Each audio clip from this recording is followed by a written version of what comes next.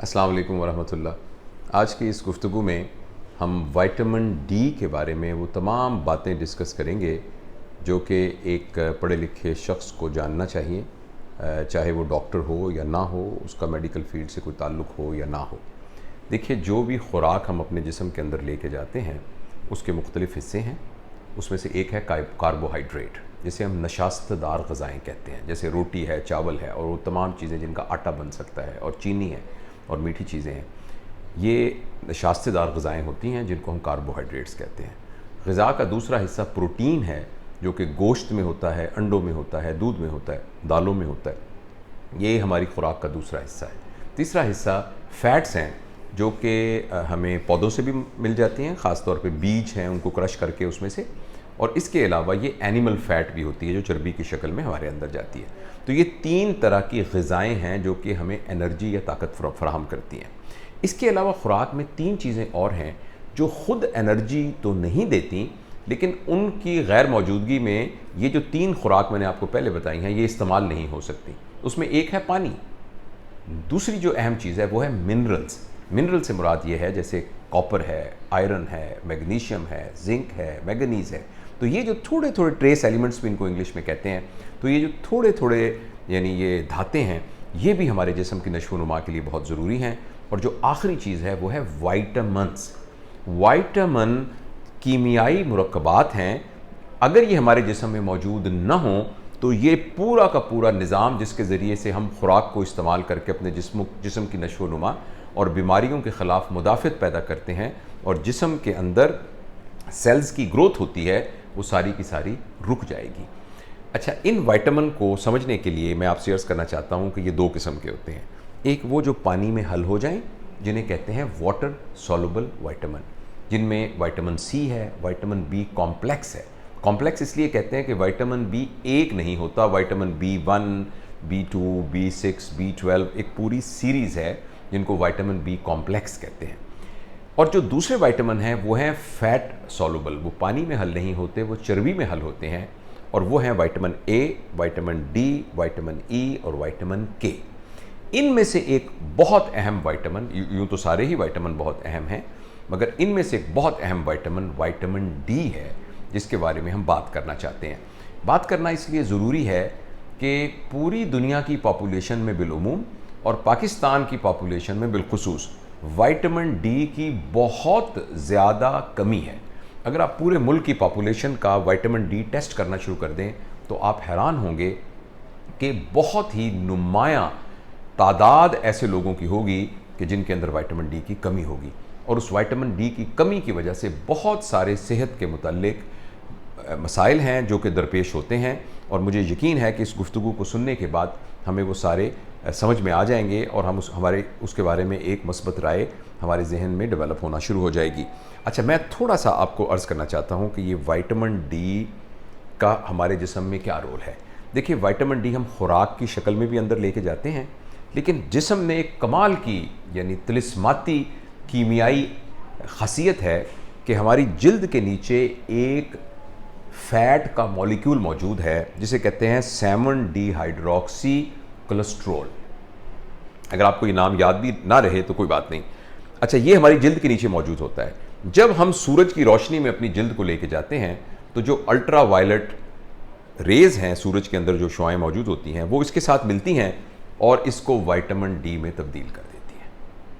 अच्छा, अब ये जो विटामिन जिल्द के नीचे बनता है, ये विटामिन अभी सिर्फ रॉ फॉर्म के अंदर है। इसको एक्टिव फॉर्म में होने के लिए यहाँ से ये हमारे जिगर में चला जाता है और वहाँ ये बन जाता है 25 डिहाइड्रोक्सी विटामिन डी। समझने के लिए मैं आपको बता रहा हूँ, अगर आपको नाम ये मुश्किल लगे तो भूल जाइए, सिर्फ ये याद रखिए कि ये जो विटामिन डी बना है ये जिगर में जाएगा और इसका कुछ ना कुछ और प्रोसेस होगा, यहाँ से फिर वो गुर्दे में जाएगा और ये बन जाएगा 125 डिहाइड्रोक्सी विटामिन डी। और ये वो एक्टिव फॉर्म है जो कि विटामिन डी हमारे जिस्म में इस्तेमाल के काबिल है। ये जब जहाँ हमारे जिस्म में पूरे खून में फैलता है, तो जैसे आपके इल्म में है कि हमारा पूरा जिस्म सेल्स से मिलकर बना है, जो कि उसके बाहर एक मेम्ब्रेन है और उसके अंदर न्यूक्लियस है और न्यूक्लियस के बाहर भी एक मेम्ब्रेन है।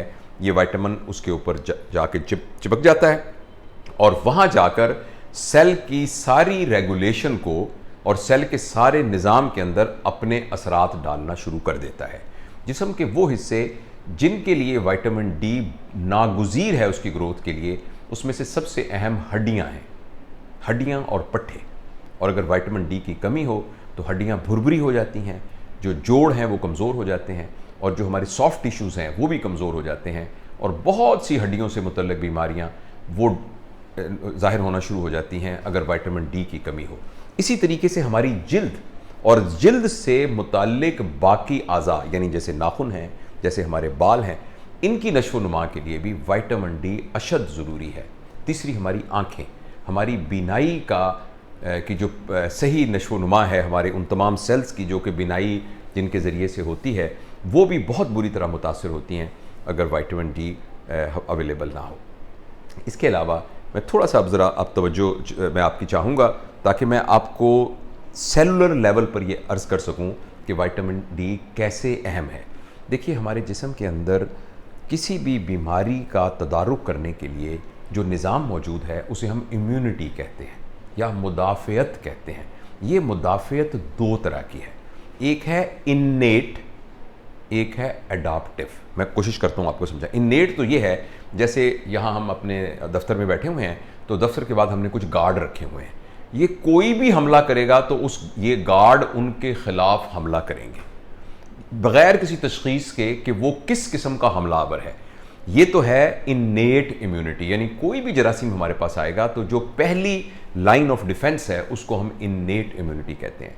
और अडेप्टिव इम्यूनिटी ये है कि एक ख़ास आदमी आएगा जिसके पास एक ख़ास किस्म का वेपन है, तो हमारे पास एक ख़ास किस्म का गार्ड मौजूद होगा जिसके पास उस वेपन को हैंडल करने की सलाहियत होगी। यानी ये है कि कोविड का जैसे जरासीम भी समझना आसान होगा, वो आएगा तो हमारा मुदाफ़ती निज़ाम इस तरीके से डेवलप हुआ है कि वो कोविड के ही ख़िलाफ़ मौजूद होगा। अगर टीबी है तो टीबी के ही ख़िलाफ़ मौजूद होगा। इसे हम कहते हैं एडाप्टिव इम्यूनिटी। जो इन्नेट इम्यूनिटी है, यानी जिसमें पूरा का पूरा इम्यून सिस्टम हमारा तगड़ा हो जाता है और जो भी हमलावर आए तो उसको फर्स्ट लाइन ऑफ डिफेंस के तौर पर एक्ट करता है, ये काम विटामिन डी की मौजूदगी में बहुत ही ज़्यादा एफिशिएंसी के साथ हो जाता है। अच्छा, जो हमारी एडेप्टिव इम्यूनिटी है जिसमें हमारी बॉडी खुद पैदा करती है वो तमाम सलाहियतें, जिन सलाहियतों की बुनियाद पर हमने एक ख़ास किस्म के जरासीम को हैंडल करना होता है, उसमें दो तरह के सेल अहम होते हैं, टी सेल और बी सेल। और ये दोनों के दोनों सेल, इनकी नशो नुमा विटामिन डी की मौजूदगी में बहुत ज़बरदस्त तरीके से होती है। लिहाजा मुख्तसर ये है कि अगर हमारे जिस्म में विटामिन डी की कमी ना हो तो बीमारियों के ख़िलाफ़ हमारा मुदाफ़ियत का निज़ाम वो बिल्कुल मुस्तैदी के साथ और एफिशिएंसी के साथ मौजूद होता है, और बीमारी अगर आएगी तो हम उसको अच्छे तरीके से हैंडल कर सकते हैं। अच्छा, एक और बात बड़ी अहम है समझने की कि जिस वक्त कोई शदीद किस्म की इन्फेक्शन होती है तो उस इन्फेक्शन में जिस्म का निज़ाम उस इन्फेक्शन को हैंडल करने के लिए मुख्तलिफ तरह के हरबे इस्तेमाल करता है। मैं आपको समझाने की कोशिश करता हूँ। फ़र्ज़ करें हमारे दफ्तर में अभी कोई हमला आवर आ जाए तो उस हमला आवर को कंट्रोल करने के लिए हम बहुत से काम ऐसे करेंगे जो नॉर्मल नहीं होते। मतलब हो सकता है कि ये मैं गुलदान उठा लूँ, हो सकता है कि मैं मेज़ को उलट दूँ, हो सकता है कि मैं अलमारी को खींच के सामने ले आऊँ, हो सकता है कि मैं किताबें उठा के उसके ऊपर मारना, यानी जो मेरे हाथ में आए मैं मारना शुरू कर दूँ। ऐसा मुमकिन है ना? जब हम यूँ करते हैं तो वो कोशिश तो ये होती है कि हमला आवर को हम गिरा लें, लेकिन ऐसा करते हुए हम अपना भी बहुत सारा नुकसान कर देते हैं। इसी तरीके से जब बॉडी में बहुत ज़्यादा इन्फेक्शन होती है तो बॉडी उसको हैंडल करने के लिए जो कीमियाई मुरक्कबात पैदा करती है, जिसको इंटरल्यूकिन्स कहते हैं, जिसको साइटोकाइंस कहते हैं और जिसको ट्यूमर निक्रोसिस फैक्टर कहते हैं, ये वो तमाम चीज़ें हैं जो को नॉर्मली तो वैसे पड़ी हुई थी लेकिन हमने उसके ऊपर मारना शुरू कर दी, जिसपे कमरे में धर्म भरम हो गया। लिहाजा जब ये काम अगर बहुत ज़्यादा हो जाए तो बाज़ औक़ात जितना नुकसान उस हमलावर ने पहुंचाना होता है उससे ज़्यादा नुकसान हमारी ये एक्टिविटी पहुंचा देती है, और इसको हम टेक्निकल टर्म में कहते हैं साइटोकाइन स्टॉर्म। और ये देखा गया है ख़ास तौर पर भी जो कोविड हुआ है इसमें इस बात का तजुर्बा करने का और बहुत मौका मिला है। और ये बात वैसे हमें पहले से भी मुख्तलिफ इन्फेक्शन की इलाज के सिलसिले में मालूम है कि बाज़ दफ़ा उस जरासीम से उतना नुकसान नहीं होता जितना साइटोकाइन स्ट्रॉम के साथ नुकसान होता है। और जब वो साइटोकाइन स्ट्रॉम होता है तो वो फिर फेफड़े मुतासिर हो जाते हैं, ख़ास तौर पर गुर्दे भी मुतासिर हो सकते हैं, दिल भी मुतासिर हो सकता है, और मरीज़ बेचारा वो असली बीमारी की बजाय जो ये गुर्दे और दिल मुतासिर हुए हैं इसकी वजह से फौत हो जाता है। तो ऐसी बहुत सी दवाइयाँ ईजाद की गई हैं जो साइटोकाइन स्ट्रॉम को कम कर देती हैं। उनमें से एक बहुत अहम फैक्टर विटामिन डी है। अगर हमारे जिस्म में विटामिन डी की कमी ना हो तो ये साइटोकाइन स्ट्रॉम की शिद्दत उतनी शदीद नहीं होती। और कुछ तो ट्रायल ये भी किया गया है कि विटामिन डी देने से भी साइटोकाइन स्ट्रॉम जो है वो कम हो जाता है। गो इसके बारे में अभी साइंटिफिक डाटा इतना ज़्यादा सॉलिड नहीं है, अलबत्ता ये बात हमें स्टडीज़ के ज़रिए बिल्कुल कंफर्म पता है कि वो लोग जिनमें विटामिन डी की डेफिशिएंसी नहीं होती उनके अंदर इस साइटोकाइन स्ट्रॉम को हैंडल करने की एबिलिटी बहुत ज़्यादा हो जाती है। आजकल के हवाले से जो कोविड के जो अमराज हैं जिसको हम कोरोना कहते हैं और पूरी दुनिया में ये वबा फैली हुई है, पेंडेमिक, इस सिलसिले में बहुत सारी स्टडीज़ जो है वो WHO ने और मुख्तलिफ दुनिया की यूनिवर्सिटीज़ ने की हैं और उसमें ये बात पता चली है कि विटामिन डी की कमी एक इंडिपेंडेंट फैक्टर है, आज़ाद फैक्टर है, एक वजह है जो कि कोविड को होने का बायस बनती है, और यानी कोविड की अलामात के होने का बायस बनती है, और जिनको कोविड हो जाए उनकी फिर मुदाफ़ती निज़ाम के कम होने की वजह से उनकी मॉर्बिडिटी और मॉर्टिलिटी यानी उनका बीमार हो जाना और उनकी मौत की शरह जो है वो बढ़ जाती है। तो इसलिए विटामिन डी एक फर्स्ट लाइन ट्रीटमेंट का हिस्सा है कोविड के इलाज के लिए, और ना सिर्फ कोविड के लिए बल्कि तमाम उन बीमारियों के लिए जो वायरस से होती हैं और मुख्तलिफ जरासीमों के साथ होती हैं। तो ये एक मोटी सी आउटलाइन थी जो विटामिन डी की अहमियत के बारे में मैं आपके साथ शेयर करना चाहता था। इसके अलावा ये भी देखा गया है कि विटामिन डी की डेफिशिएंसी यानी कमी की में दिल की बीमारियों का चांस भी बहुत बढ़ जाता है, जो स्ट्रोक है यानी जो फालिज का हो जाना उसका चांस भी बढ़ जाता है। और मेरा ख्याल है जैसे जैसे तहकीक आगे बढ़ेगी हमें ये मालूम होगा कि विटामिन डी और तमाम मिनरल्स और विटामिन्स की तरह एक बहुत अहम खुराक का वो हिस्सा है कि अगर हम उसकी कमी को ना पूरा करें और उसको ना तशख़ीस करें और उसका बर वक्त हम उसके सप्लीमेंट्स ना दें तो इससे सेहत को बहुत ज़्यादा नुकसान हो सकता है। एक और बहुत बड़ा फैक्टर जो विटामिन डी की अहमियत को उजागर करता है वो हमारे एजिंग प्रोसेस को बेहतर करना है। जैसे जैसे वक्त गुजरता है तो जैसे अगर आपने एक घर ख़रीदा है तो आहिस्ता आहिस्ता उसकी दीवारें बोसीदा हो जाती हैं, उसके कवाड़ जो हैं वो बजना शुरू हो जाते हैं, उसकी इलेक्ट्रिक अप्लाइंस ढीला होना शुरू हो जाती हैं, क्योंकि वक्त के साथ आहिस्ता आहिस्ता उसमें तब्दीली आनी शुरू हो जाती है। इसी तरीके से हमारी ज़िंदगी के तमाम जो आप देखा होगा कि मैं कभी कभी शीशे पे देखता हूँ तो मुझे यहाँ थोड़ी झुर्रियाँ नज़र आती हैं जो पहले नहीं नज़र आती थी, बाल सफ़ेद नज़र आते हैं जो पहले नज़र नहीं आते थे, जब आप चलते हैं तो आपका पोस्चर जो है वो चेंज हो जाता है। तो इसी तरह हमारे अंदरूनी जो सेल हैं उनके अंदर एजिंग के साथ साथ तब्दीली आनी शुरू हो जाती है। तो विटामिन डी की कमी इस एजिंग प्रोसेस को भी बहुत ज़्यादा स्पीड अप कर देती है। तो ये कुछ गुजारिशात थी और इनका ख़ुलासा ये है, और वो ये है कि हम सब को पता होना चाहिए कि मुझे विटामिन डी की कमी है या नहीं है। इसके लिए आप अपने डॉक्टर से रब्ता कीजिए।